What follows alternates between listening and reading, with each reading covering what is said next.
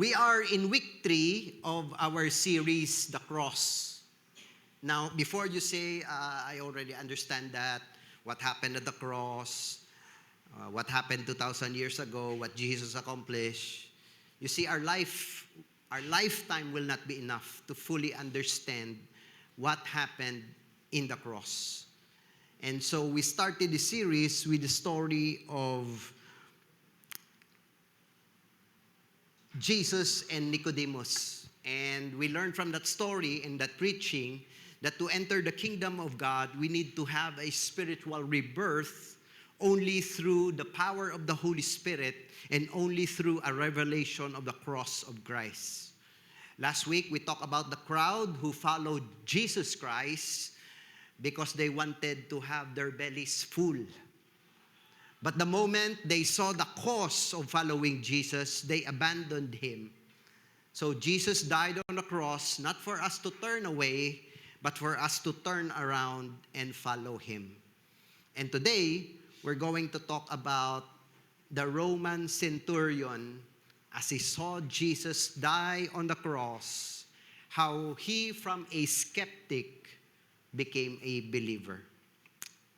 We'll be reading two scriptures, the account in Matthew 27:50-54, and then the account of Luke, chapter 23, verse 44 and 47.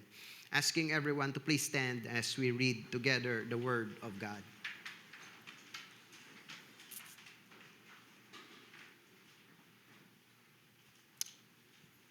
And Jesus cried out again with a loud voice and yielded up His spirit. And behold, the curtain of the temple was torn in two, from top to bottom. And the earth shook, and the rocks were split. The tombs also were opened, and many bodies of the saints who had fallen asleep were raised. And coming out of the tombs after His resurrection, they went into the holy city and appeared to many. Tanawabing tupad mo, basi isa na siya sa halin sa tomb. Luke 23, verse 54. And when the centurion and those who were with him, keeping watch over Jesus, saw the earthquake and what took place, they were filled with awe and said, truly, this was the Son of God. Luke's account, Luke chapter 23, verse 44-47. It was now about the 6th hour, and there was darkness over the whole land until the 9th hour, while the sun's light failed, and the curtain of the temple was torn in two. And Jesus, calling out with a loud voice, said, Father, into your hands I commit my spirit. And having said this, he breathed his last. Now when the centurion saw what had taken place, he praised God, saying, certainly this man was innocent. This is the word of the Lord. Let us pray. Lord, may your words come alive, and may your Holy Spirit teach us what is hidden from our eyes, so that, Lord, when your word is illuminated, we will see clearly from your perspective, so that the Holy Spirit can do His work into our hearts, so that the words will not just be in our head, it will be moved into our hearts, resulting into surrender, worship, transformation, and a life that is changed for God's glory. Lord, we believe it because you are here. In Jesus' name, amen. Amen. You may take your seats.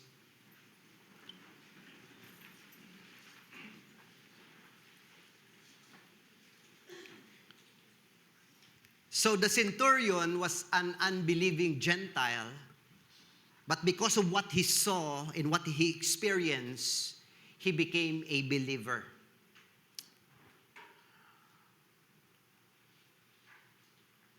Oftentimes, change comes into our lives when we receive a principle or a truth, and knowing that truth, we realize we need to apply something into our lives so that we will see change in a different direction.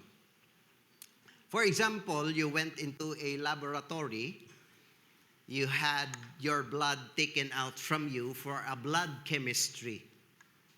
After the blood chemistry, you realize your cholesterol is elevated, your triglycerides is elevated, your HbA1c is beyond the normal, and the doctor tells you, it doesn't look good, you need to change your lifestyle. You need to change your diet. You need to change your sleep patterns. You need to deal with your stress level. If you were in the receiving end, you realize this is a serious thing. Because the truth is, what came out of my laboratory cannot lie. And if I decide not to obey, I will also be the one to suffer the consequences. If I decide to change, even though it may not be easy, certainly I will also be the one to benefit from good health and normal blood composition. In the Gospels we read, we saw the transformation that happened to the Roman centurion. All because he saw something that was true. To understand this better, we need to have an understanding, sino ni ang Roman centurion? We don't know his name. There are stories in the Bible about a centurion that responded by faith and his son was healed. But this one is quite different because we don't know his name. We just saw from Matthew, Mark, and Luke, and John some of his response as he saw all of this happening. So let me give you ang background sang isa ka centurion. Centurions are hardened and veteran soldiers. And because centurion, they lead at least 80 to 100 soldiers. One of their particular job description is to make sure that the criminals that the Jews wanted to be executed at the cross, they can fulfill that duty. So sila giniyang number one nga manog crucify. And because centurions have crucified thousands of criminals and rebels, they have become callous to the agony and suffering of those they kill. So bisan pa tanawhon mo ni siya sang teleserye, hindi ni siya maghibi. Nagtig-anan ning iya tagipusoon sa mga tao nga pinamatay niya. Part of their job is also to dispel riots. In fact, they were given orders that if people do not stop from rioting, they have orders to kill them as well.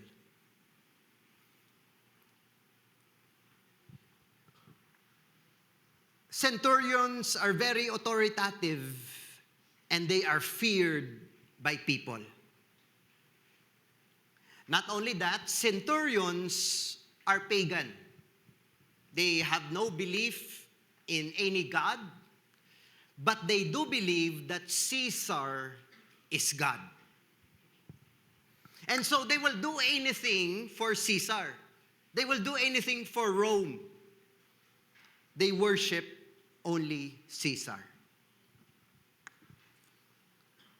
Adding more bad credentials, they were restricted from marrying. Because they were restricted from marrying, what Rome did and Caesar did was to provide prostitutes and concubines for them to enjoy. The reason I'm saying you this is because of all the people at the cross who could have responded to Jesus' death, the centurion is the most unlikely. Think about today, the most sinful person you can ever think of. Pastor, ang politiko nga kawatan.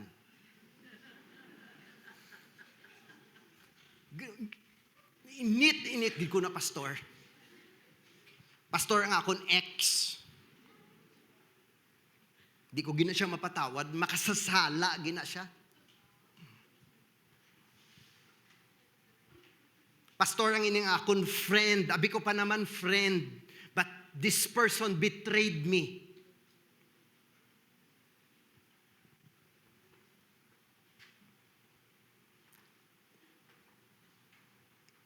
If we talk about a sinful person, it is also most unlikely we think about ourselves. Because we think, if my sin is only this small, his sin is this big. But the Bible says in Romans 6:23, for the wages of one sin is death. But I'm highlighting this because sometimes we think, this person is just, there's no hope for this person to ever be saved. Pastor, I've been praying for my husband for many years and he is only getting worse. Pastor, hindi na mag-pray sa Pilipinas because this nation is hopeless. Mapa-abroad na ako gani next month.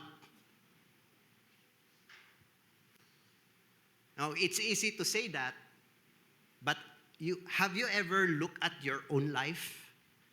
That reality is, it was just impossible for you to really encounter God and surrender to Him, but you did.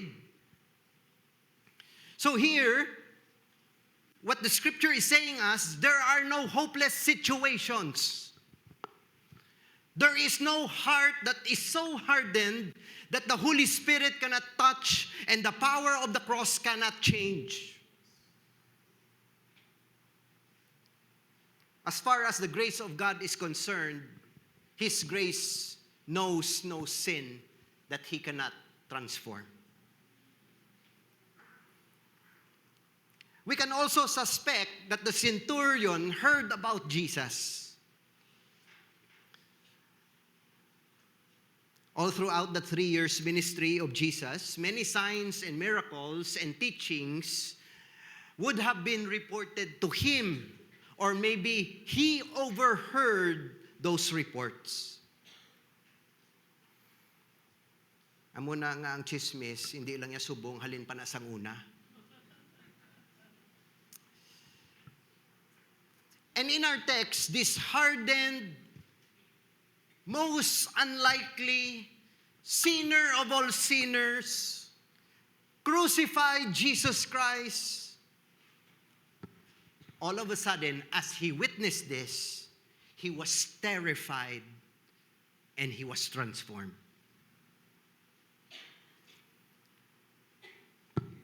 The process of transformation at the cross. Yes, this happened 2,000 years ago, but the power of the cross still saves today. It will still save in the future.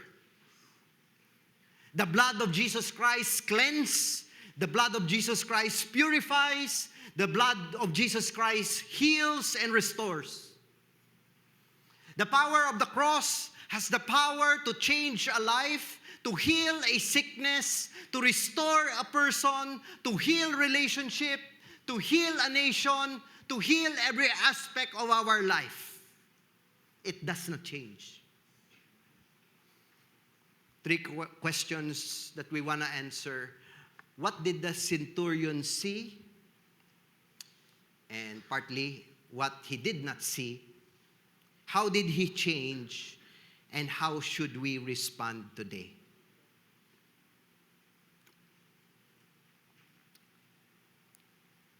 The observation. What did the centurion see? when the centurion and those with him who were guarding Jesus saw the earthquake and the things that happened. So in the two by the way, in the whole accounts of the gospel, there were 4 miracles and 2 cries just before Jesus' death.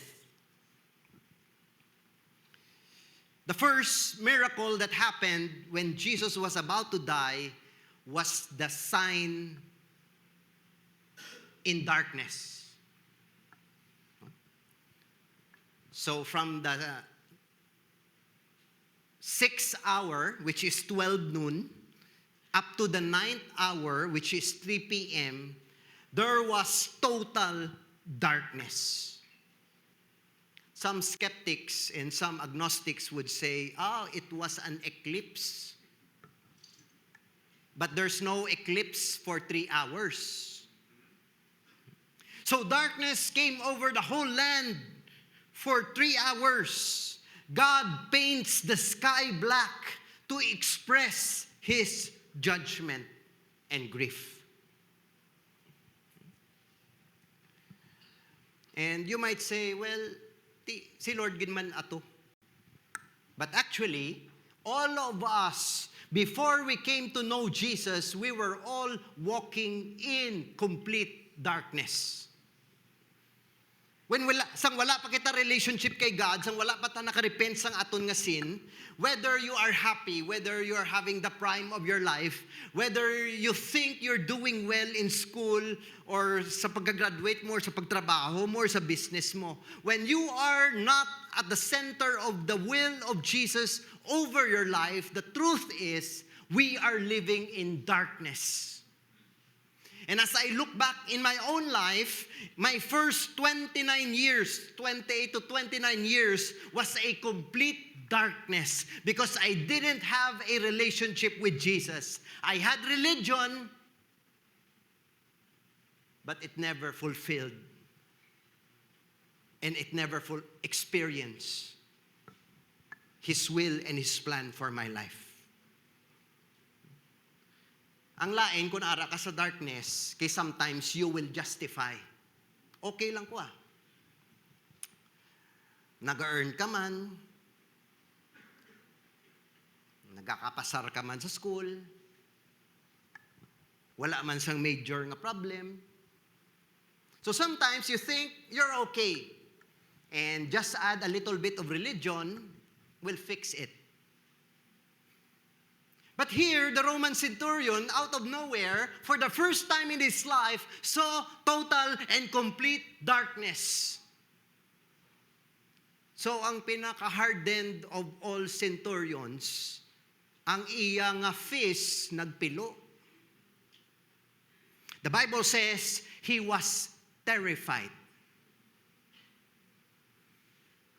You know what? Sometimes, God will allow darkness into our life so that we will see and fear Him. Because without the fear of the Lord, there can be no wisdom.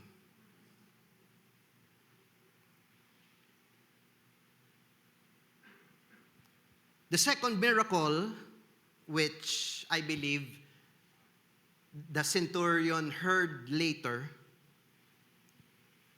the temple of the curtain was split in 2 from top to bottom. Dali lang. Hapos lang na pastor. Magtudo lang yung hangin, magisigid man niya ang curtain. Do you know that the thickness of this curtain is almost 12 inches?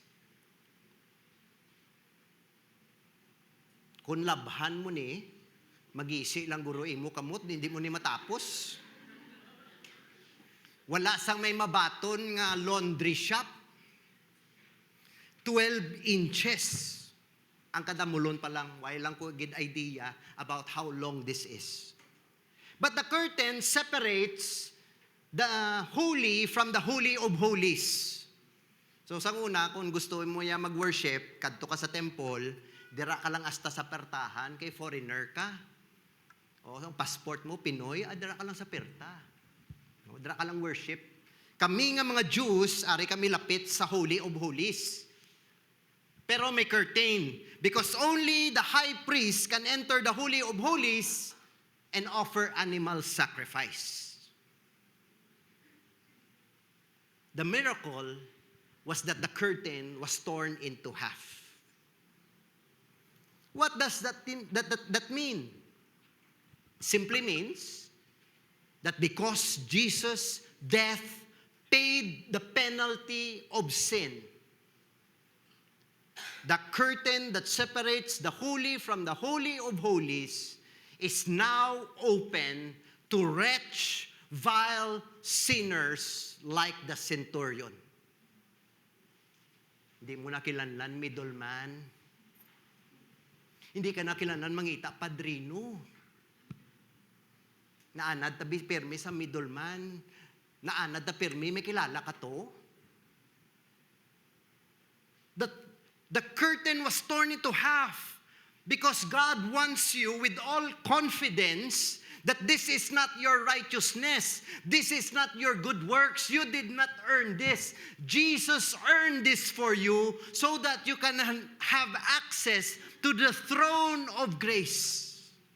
Every day of your life, as you wake up, as you face obstacles, as you face challenges, even in your happiest seasons of your life, you have access to the presence of God. And He accepts you just as you are, because when He sees you, He sees the blood of His Son over your life.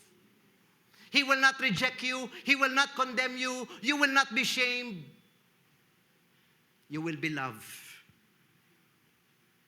Because ginbayran sa bata niya ang access.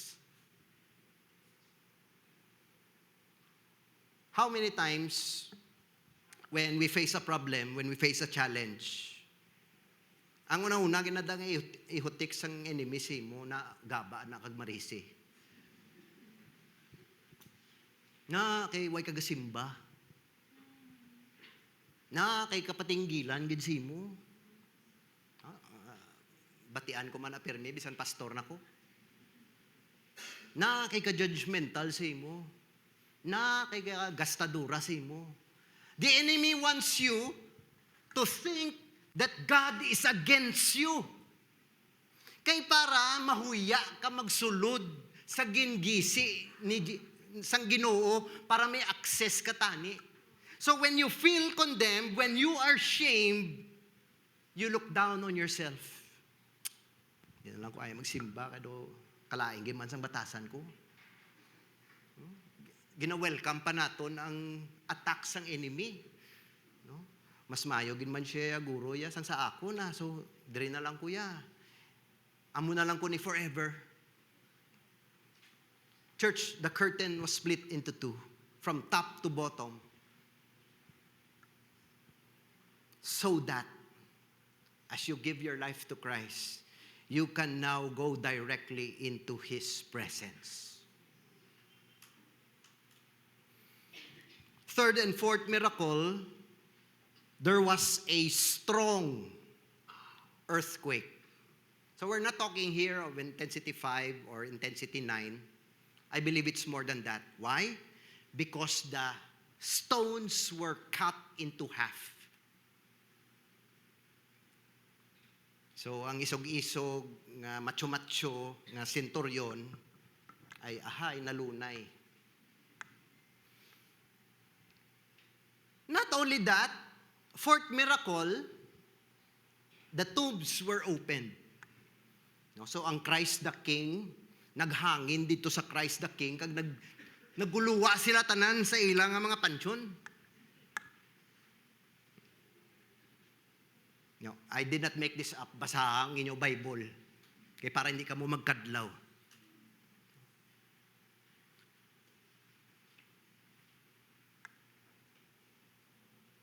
And the Bible says, coming out of the tombs after His resurrection, they entered into the holy city and appeared to many.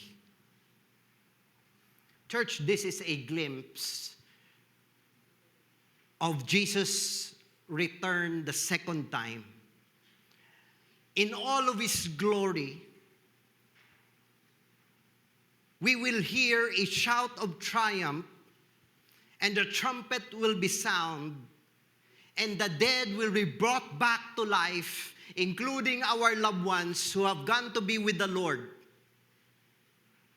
And we will inherit the eternal life that was promised. This happened so that we will realize that resurrection power is real to those who will believe. Jesus said, "Do not be afraid of those who can kill the body, but cannot kill the soul. Be afraid of the one who can kill the body and send that soul into hell." So even if you die of a sickness, even if you die of an accident, even if you die of a natural death, that is not the last thing for you. Jesus promised that when He returns, He will resurrect and give you a glorified body.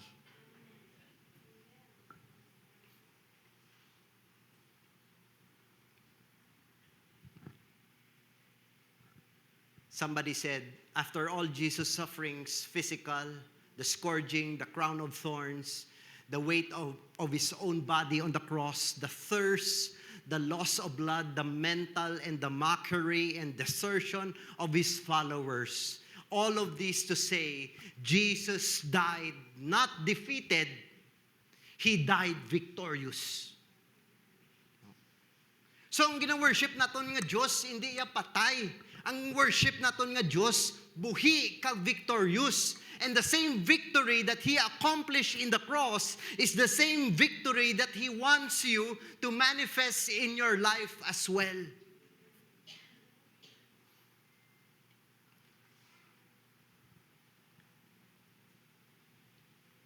Christ conquers the world through darkness and the earthquake. Christ conquers sin because He torn the veil so that you will have access. And Christ conquers death through the real, literal miracle of resurrected bodies when they came out on the tomb.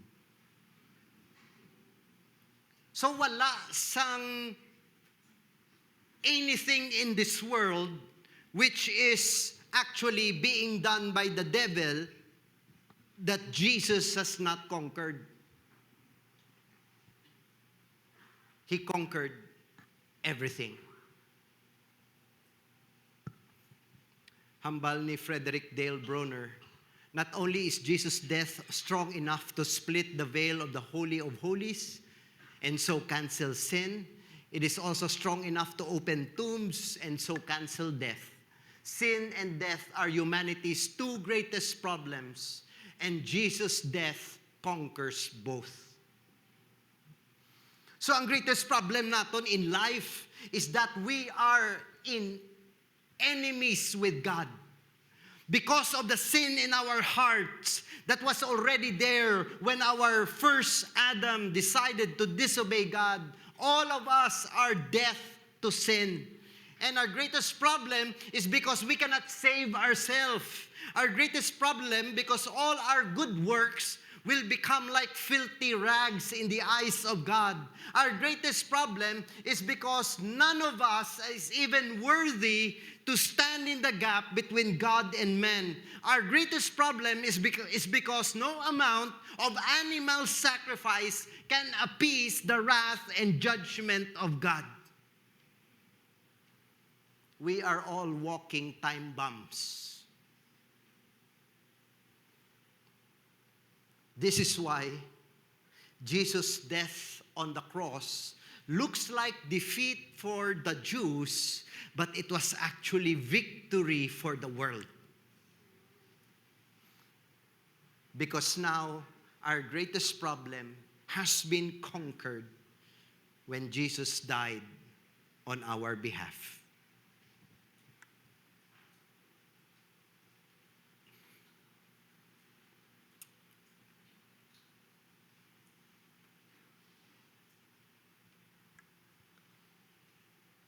Declaration. How did the centurion change? May duwa siya ka-declaration in two accounts. The first declaration is found here in Matthew 27, verse 54. When the centurion and those with him who were guarding Jesus saw the earthquake and all that happened, they were terrified and exclaimed, "Surely he was the Son of God." Another declaration by the centurion. With a loud cry, Jesus breathed his last. The curtain of the temple was torn in two from top to bottom. And when the centurion who stood there in front of Jesus saw how he died, he said, "Surely this man was the Son of God." Another translation in Luke says, "Certainly this man was innocent."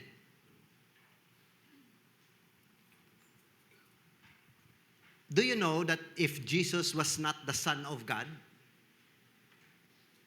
ang sacrifice niya sa cross cannot and will not save us? Do you know that if Jesus was not innocent and he was not human, he cannot stand on your behalf and take the judgment that you deserve? The fact that the centurion said, "This is the man of God, this is the Son of God, and this man is innocent," makes Jesus the only one qualified to pay for your sins. Tinga naga-worship ka pa da sa lainhaw. Nabanyos mo pa tong panyo mo. Ano na siya? Tinga, why do you still follow all religious practices in the past? Pastor, why man may madula sa amon? May madula, gid. Madula ang imo faith.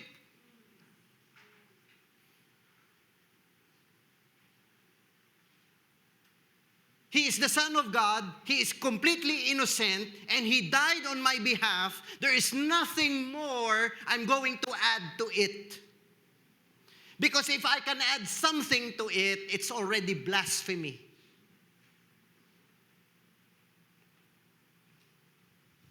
He did it all.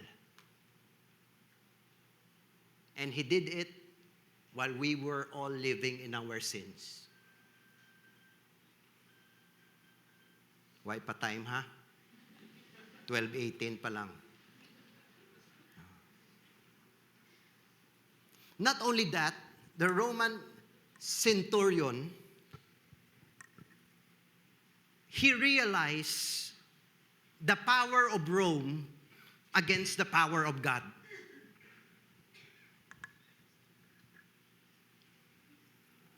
Perti giniya kambog sa ila because they conquered all the major nations of the world. Pag gusto sila himudalan, pag gusto sila kwarta, pag gusto sila pamatay tao, they're so prideful. And so with the Roman centurion. But now, as he saw Jesus die, which was actually an insult to his claim that he was the Son of God, the King of the Jews, because they believe that Caesar is God. And worship should only be to Caesar and not to Jesus. So they made an insult. This is Jesus, the King of the Jews, naked and dying. The centurion, when he saw this, dali lang gid. Doon na intuan kami. Because we thought we won. But actually, what we thought was defeat for Jesus and those who believe in Him, it was victory for them and to those who will believe. All the power of Rome can kill all the people they want. But the man they inflicted the most pain used that power for the fulfillment of Christ's saving work for humanity. All their power could not create an earthquake. All their power cannot make the universe dark for 3 hours. All their power cannot tear a veil in an instant. All their power cannot raise up dead from the tomb.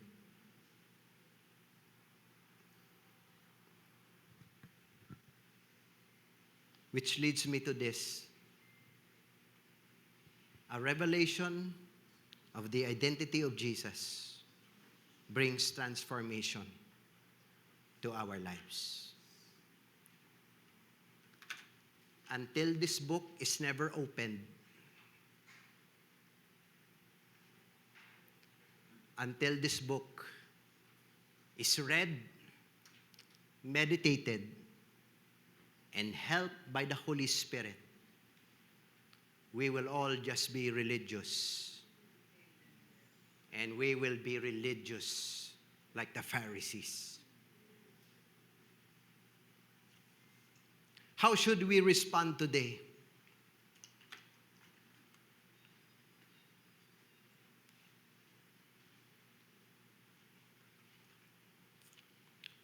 Do you have areas in your life that you're still a skeptic or you doubt? Pastor, no problem. Jesus a Savior. I mean, who doesn't want libre, eternal life insurance, wala bayad? So I mean, sige I will pray the sinner's prayer, no sweat. But for you, Pastor, to tell me to die to myself, di lang guranay. Do you have areas in your life na gina-hold back mo sa Ginoo? Pastor, no problem. Jesus is Lord. Jesus is Savior. Though hindi lang giguguro ka sa huya nga, i-baptize ko in the Holy Spirit. You cannot say Jesus is Lord apart from the Holy Spirit. It doesn't work that way. Are there areas in your life that you don't give Jesus the access? Pastor, I can give money to the church. I can have my own schedule, but don't tell me that Jesus is going to enter into my relationships, is going to enter into my schedule, is going to enter into my finances.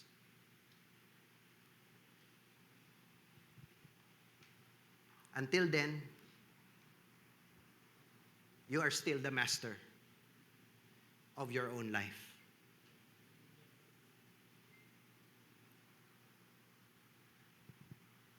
Are there some miracles or blessings from God that we failed to see and we don't even give Him thanks and glory?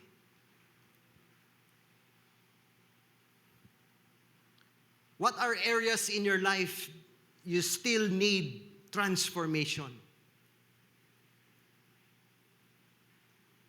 What areas in your life do you need the Holy Spirit to move?